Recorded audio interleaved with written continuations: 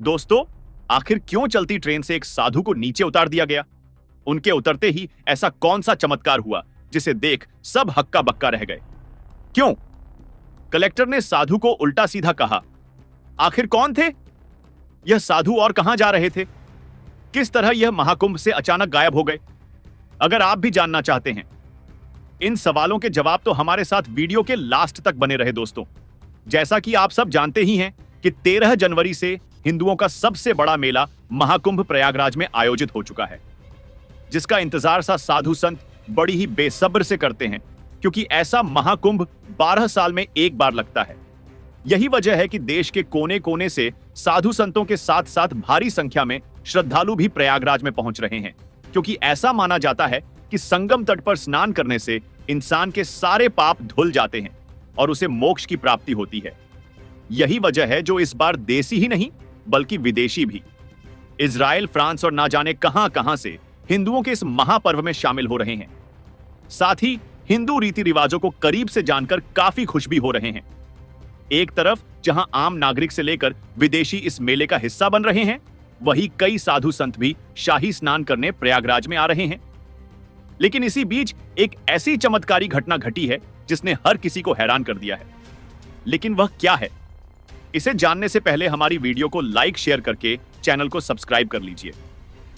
दोस्तों, यह घटना एक ऐसे नागा साधु की है जो प्रयागराज में महाकुंभ का हिस्सा बनने के लिए जा रहे थे, लेकिन उन्हें किसी वजह से चलती ट्रेन से उतार दिया गया और फिर एक ऐसा चमत्कार हुआ जिसे देखकर हर कोई हक्का बक्का रह गया।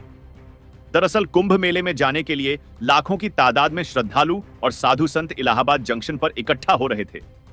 बनारस से इलाहाबाद जाने वाली एक पैसेंजर ट्रेन अपने निर्धारित समय पर चल रही थी, जिसमें अलग अलग जगहों के यात्री सवार थे। इसी ट्रेन के तीसरे डिब्बे में एक नागा साधु बैठे हुए थे, जिनके पूरे शरीर पर भस्म लगी हुई थी। साथ ही सर पर जटाएं बंधी हुई थी और वो गहरी साधना में लीन थे। उनके पास एक छोटा सा झोला और कमंडल वाटर वेसल रखा हुआ था। जब ट्रेन एक छोटे से स्टेशन पर रुकी तो टिकट कलेक्टर ने सभी पैसेंजर के टिकट्स देखने का फैसला किया और ट्रेन में आकर सभी के टिकट चेक करने लगे। इसके बाद वह नागा साधु के पास आए और उनसे टिकट दिखाने के लिए कहा, लेकिन साधु के पास टिकट नहीं था। इसीलिए उन्होंने कलेक्टर से बड़े ही नरम लहजे में कहा कि उन्हें कुंभ मेले में जाना है और पर उन्हें ऐसा लगता है कि महाकुंभ जैसे पावन पर्व में शामिल होने के लिए टिकट की कोई आवश्यकता नहीं है। इतना सुनकर कलेक्टर को गुस्सा आ गया और उन्होंने साधु से बड़े ही कड़क अंदाज में कहा कि वो टिकट के बिना आगे की यात्रा नहीं कर सकते हैं और उन्हें बस अब यही उतरना होगा। लेकिन साधु ने उनकी बात पर ज्यादा ध्यान नहीं दिया और उनसे कहा कि यह गाड़ी मुझे मेरी मंजिल तक पहुंचाने वाली है, इसलिए अब मैं उतरकर नहीं जा सकता। यह देख कलेक्टर ने फौरन गार्ड को बुलाया और साधु को जबरदस्ती ट्रेन से उतरवा दिया।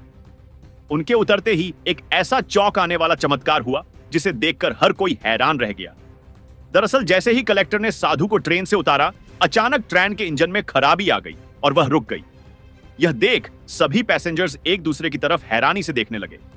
उनमें से कुछ पैसेंजर्स का मानना था कि यह सब साधु को जबरदस्ती उतारने की वजह से हो रहा है, जबकि कुछ ने इसे टेक्निकल प्रॉब्लम बताया।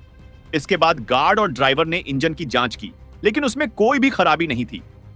फिर जब स्टेशन मास्टर तक इस मामले की खबर पहुंची तो वो ट्रेन में मौजूद एक पैसेंजर के पास गए और उससे साधु के बारे में पूछा।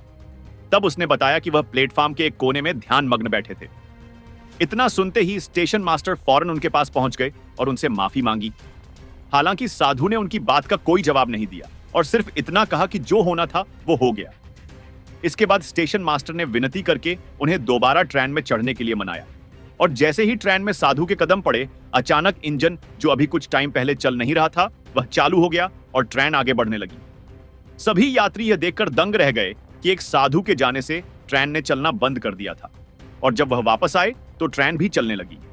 उनकी हैरानी देख साधु ने सभी पैसेंजर्स को शांतिपूर्वक समझाया कि किसी के साथ अन्याय नहीं करना चाहिए, क्योंकि हर इंसान को अपने कर्मों का हिसाब देना होता है। कुछ देर में इलाहाबाद स्टेशन भी आ गया और साधु ट्रेन से उतरकर कुंभ की तरफ बढ़ने लगे। हालांकि यह कौन है, यह जानने के लिए स्टेशन मास्टर और अन्य कर्मचारियों ने उनका पीछा किया और उनके पास पहुंचकर उनसे माफी मांगी। साथ ही उनसे पूछा कि आखिर वह है कौन। इस पर साधु ने जवाब देते हुए कहा कि यह जानना जरूरी नहीं है कि मैं कौन हूं, बल्कि यह मायने रखता है कि तुम लोग अपने कर्मों का पालन किस तरह करते हो, क्योंकि सभी को कर्मों का फल जरूर मिलता है, चाहे वह अच्छे कर्म हो या बुरे। इतना कहकर साधु कुंभ मेले में पहुंच गए और वहां घाट पर उन्होंने कई साधुओं से मुलाकात की। साथ ही ट्रेन में जो कुछ हुआ उसके बारे में भी बताया और कहा कि यह सब एक संदेश था, ताकि लोग अपने कर्मों को समझे और उसमें सुधार करें, क्योंकि इस दुनिया में सब कुछ कर्मों से जुड़ा है और अगर कोई सच्चे मन से अपने कर्मों में सुधार करता है तो वह मुक्ति प्राप्त कर सकता है। इसके बाद साधु गंगा में स्नान कर ध्यान में बैठ गए और कुछ देर बाद अचानक भीड़ में गायब हो गए। इधर टिकट कलेक्टर को लगने लगा था कि उन्होंने साधु का अपमान किया है, इसलिए वह प्रयागराज में आए और यहां साधु के बारे में पूछताछ करने लगे। कई दिनों के बाद उन्हें पता चला कि साधु गंगा के पार एक जंगल में गए हैं। इतना सुनकर वो जंगल में पहुंच गए जहां साधु एक पेड़ डीए के नीचे बैठे ध्यान कर रहे थे। कलेक्टर ने साधु से माफी मांगी और साधु ने भी उन्हें माफ कर दिया और कहा कि इंसान को हमेशा दूसरों के साथ अच्छा व्यवहार करना चाहिए। इसके बाद कलेक्टर जंगल से वापस आ गए और उन्होंने साधु की बात मानकर अपने जीवन में कई सुधार किए। तो दोस्तों, क्या आप महाकुंभ कभी गए हैं या अब जाने वाले हैं? कमेंट में जरूर बताइए। धन्यवाद।